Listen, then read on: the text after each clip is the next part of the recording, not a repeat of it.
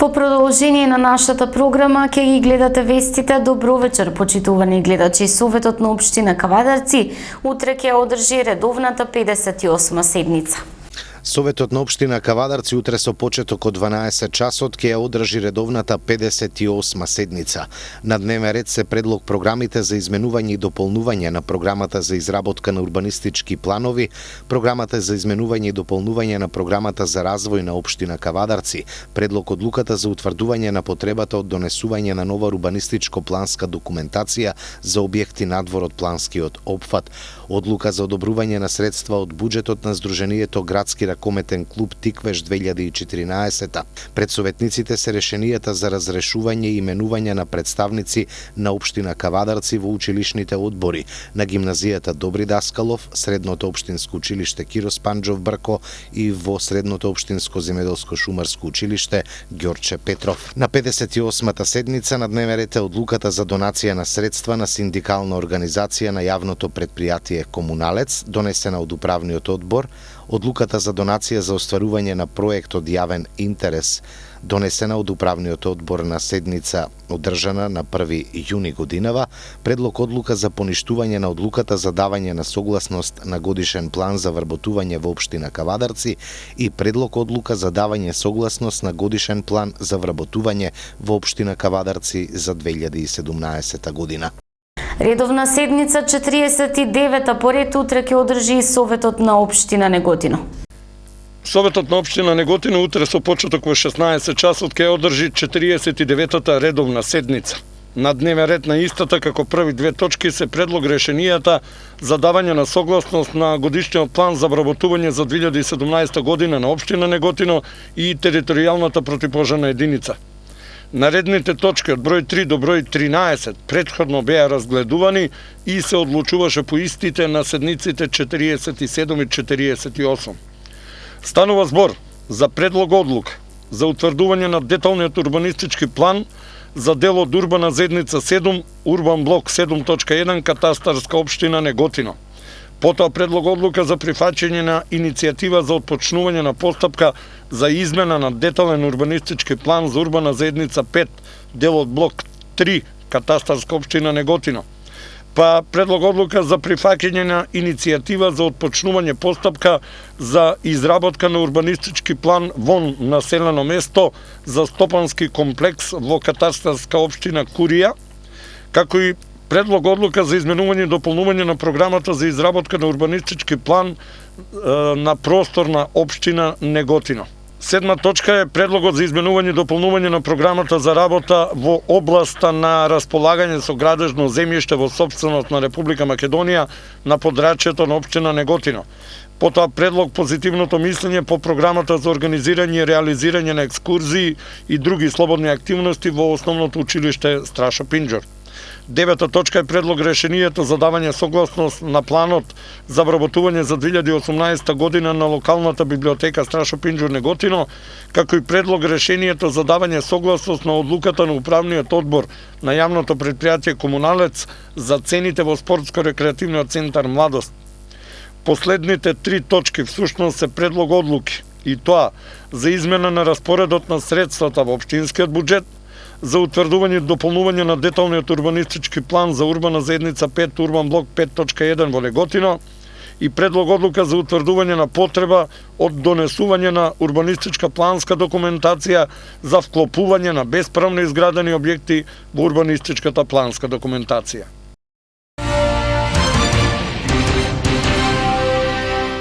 Македонија од денеска до сабота е во портокалова фаза поради високите температури. Препорака до работодавачите да го реорганизираат работното време со цел да се избегнат активности на отворено од 11 до 17 часот. Македонија од денеска до сабота ќе биде зафатена од високи температури и се наоѓа во портокалова фаза. Температурата на одредени места се очекува да го надмине 40 степен. Поради високите температури, Министерството за здравство препорачува од работни обврски да се ослободат бремените жени и хронично болните лица на возраст над 60 години, а работодавачите да го реорганизираат работното време со цел да се избегнат активности на отворено во периодот од 11 до 17 12 часот. Се препорачува исто така во овој период од денот да не се одржуваат и спортски активности.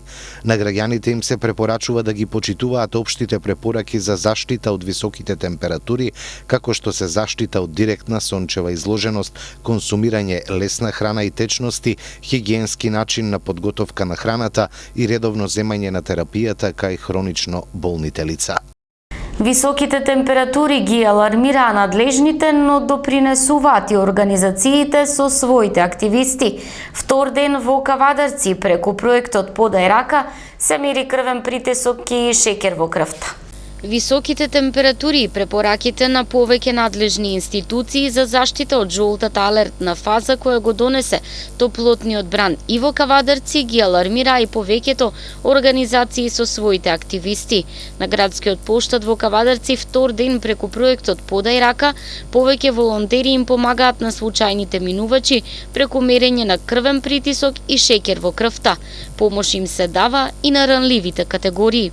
Всушност, Подај рака е проект кој што престојува по петти пат во Кавадарци. 5 години узастопно се дешава тука баш во овој град. Што е целта на проектот Подај рака? Проектот Подај рака има за цел да им помогне на граѓаните на Кавадарци и околината да ја развијат својата свест за повеќе цели. Например, како што може да видите тука, се мери шејкер и притисок. И покрај тоа имаме совети од доктор, од лекар и од нутрициониста за здравиот начин на живење. Меѓутоа, проектот не е само тоа. Овој проект има за цел да им помогне на луѓето да ја подигне свеста нивна за здравата храна. Исто така имаме повеќе дејности кои што се штанд со книги, кај што може да се купат разна литература. После тоа може да ги посетат семејствата кои што се загрозени во Кавадарци, во Неготин и во Криволак. Имаме посебна група кои што одат по тие сиромашни семејства, носат храна и облека со цел да им помогнат на луѓето што се на маргините на самото општество. Повеќе активности, семинари за самите млади и всушност проектот Подај рака е организиран од страна на Христијанско-адвентистичката црква во Кавадарци со цел да им покажеме дека сме ние луѓе на Кавадарчани, дека ние ги сакаме да им помогнеме на секој начин. Меѓу другото и со самата здравствена нега, односно помошта на луѓето во овие големи температури. За ефектите како има, да немаше ефект, немаше по петти пат да се организира тука во Кавадарци. Има разни профили на луѓе, пред се тоа се млади волонтери и они кои што работат, студенти, они што работат, кои што одвојуваат чак од својот одмор со цел да присуствуваат на овој настан. Имаме лекари, нутриционисти, менаџери, луѓе од разен профил кои што имаат една цел, да им помогнат на луѓето во потреба. Од најразлични структури во проектот Подај рака волонтираат активисти од цела Македонија. Годинава за прв пат вклучени во акциите си и организации од Република Србија.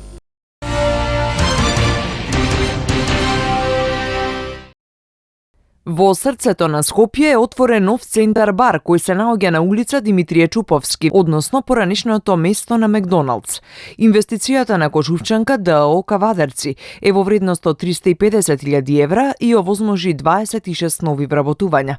Од менаџерскиот тим на Кожувчанка велат дека овој ланч бар ќе биде класична пивница во центарот на Скопје. Во оваа пивница за прв пат скопјани ќе може да пробаат свежо пиво, а со помош на германската технологија и франшиза со покровителство на Синалко ја добивме како идеја и 2 години ја лансираме на пазарот и сега од тука почнуваме да ја пробиваме во Скопје. Потенцираше генералниот директор на Кожувчанка Митко Јанчев. Правиме едно отварање на една класична пивница, односно ланч бар пивница во Скопје. Задоволство на наша страна со добрата соработка на Стопанска комора што успеавме и ни возможија да направиме еден објект во центарот на Скопје, во срцето на Скопје, кај што како главен град има многу фреквенција од наши жители и во Скопје и надвор од Скопје. Сакаме да потенцираме, да кажеме дека во овој ланч бар, односно пивница, за прв пат скопјани и оние кои се движат во Скопје ќе може да пробаат свежо пиво, кое што до сега како свежо пиво немало можност да се пласира и да се продава на територијата на Република Македонија. Тоа не е наша германска технологија, германска франшиза која што со покровителство на Синалко ја добивме како идеја, 2 години ја лансираме на македонскиот пазар и сега од тука почнуваме да го пробиваме во Скопје. На отворањето присуствуваше и амбасадорката на Германија Кристине Алтхаузер. Ich denke, der Anlass ist klar. Поводот е повеќе од очигледен. Денеска сме тука на отворање на еден бар каде што ќе се служи за прв пат свежо точено пиво во Македонија.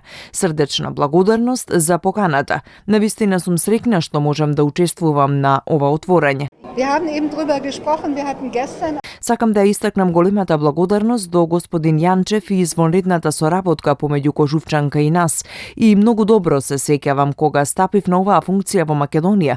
Една од првите фирми кои ги посетив беше токму фирмата Кожувчанка во Кавадарци. Новина со отворањето на овој ланч бар, центар бар, е мотивацијата за служење на свежо и точено македонско пиво, токму на ова место. Основците од Кавадарци решени средното образование да го продолжат надвор од родниот крај. На вториот ден од првиот уписен рок, незадоволство низ средните училишта во Кавадарци. Вчера официјално стартуваше уписот на нови ученици низ сите државни средни училишта во Република Македонија. Училиштата подготвени велат ги очекуваат новите средношколци. Уписот на средношколците во прва година се одвива според критериумите и правилата насочени од Министерството за образование и наука. Подготвени вчера, навреме и без проблеми, уписот го стартува и трите средни училишта во Кавадарци.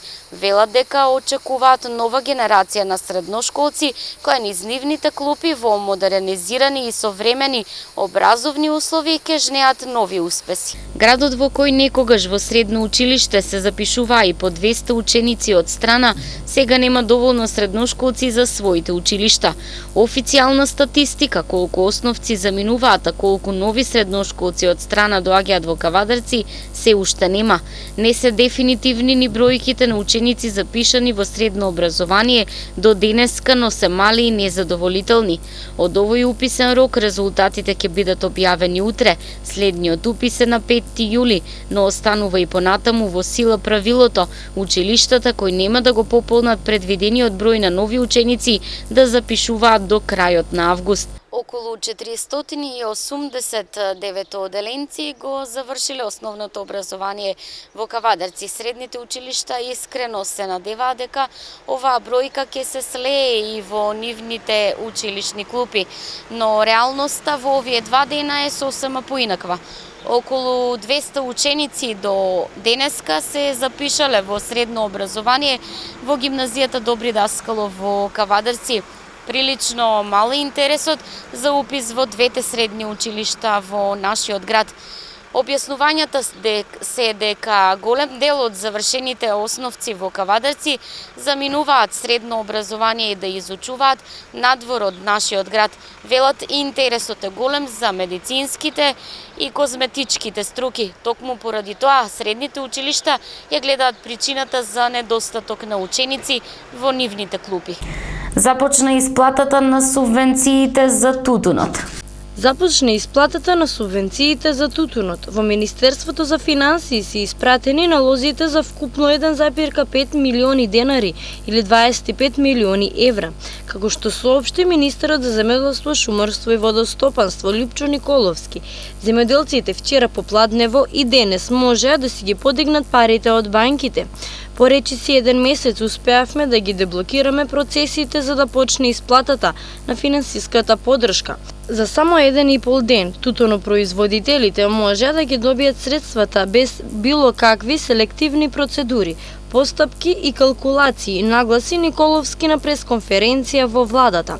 Владата на Република Македонија со редовна исплата на субвенциите за земјоделците останува доследна во поддршката на земјоделството како едно од носечките гранки на македонското стопанство. Регулаторната комисија за енергетика утре ќе соопшти дали ќе имаме нова цена на електричната енергија. Каква цена на електричната енергија ќе плаќаме од 1 јули ќе се знае веќе утре. Регулаторната комисија има рок до крајот на овој месец да ја соопшти новата цена која ќе важи од 1 јули и ќе важи до 1 јули 2018 година. Од Регулаторната комисија за енергетика официјално не обелодонуваат колку ќе чини киловат електрична енергија за домаќинствата. Неофицијално, меѓутоа, се говори за намалување на цената за 0,25%. Минатата година струјата поевтини за 0,25%, додека претходно за 0,33%.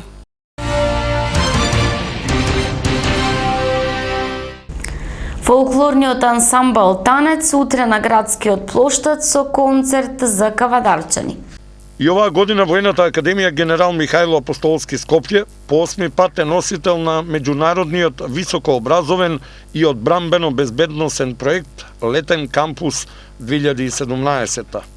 Во рамките на истиот, а според планот за реализација, годинава предвидено е гостување на фолклорните амбасадори, националната установа Танец, ансамбл за народни игри и песни на Македонија.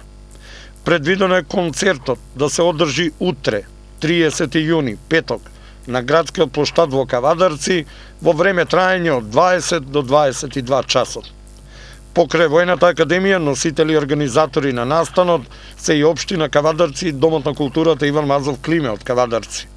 Ова е убава можност кавадарчани во овие жешки денови да уживаат во двочасовниот настап на ансамблот Танец на отворено и се разбира да бидат дел од уште еден културен спектакл.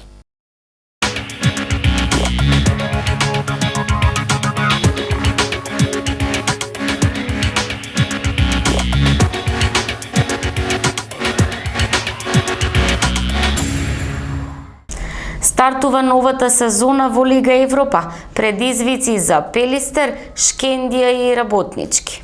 Денеска македонските фудбалски представници ја почнуваат авантурата во квалификациите за настап во Европа Лигата. Нова епизода за пласман во надпреварување во кое ниту еден македонски клуб не стасал до фазата по групи. Почнуваат Работнички, Шкендија и Пелистер. Битолчани се враќаат на европска сцена по 8 години пауза, а го имаат најтешкиот противник од сите три наши представници. Денеска во Познањ, Пелистер ќе се обиде да приреди подвиг против фаворизираниот Лех. На градскиот стадион во Познањ стартува двомечот, а Лех е во предност. Ова име 21 учество во Еврокуповите, а најголем успех име двојното учество во фазата по групи во Лига Европа во 2009 и 2011. Пелистер по четврти пат ќе игра во Европа, а само во првото учество елиминираше две екипи, Хопшајд и Фролунда, за потоа да биде елиминиран од Селта Виго. Во следниот обид Сент Гален беше поуспешен, па сега за битолчани е нова шанса за успех. Работнички е апсолутен фаворит во дуелот со Трепене од Сан Марино и двомечот почнува денеска на стадионот Серевале во Сан Марино. Романтичарите инаку се најуспешниот македонски представник во европските купови во последните десетина години, а и сега се фаворити за пласман понатаму. Целта е да се оди чекор подалеку од предминатата година, кога Рубин Казањ беше за еден гол подобар во бараж двомечот за пласман во Лига Европа. Истата цел ја има и Шкендија, екипа која денес во Струмица го почнува двобојот со Дачија од Молдавија. Тетовчани сакаат да го надминат минатогодишниот успех, најголем во историјата на клубот, кога стигнаа на еден чекор од настап во Лига Европа. Гент беше превисока пречка за нив во плей-оф двомечот. Реванш над преварите во првата квалификацијска рунда се играат за една недела.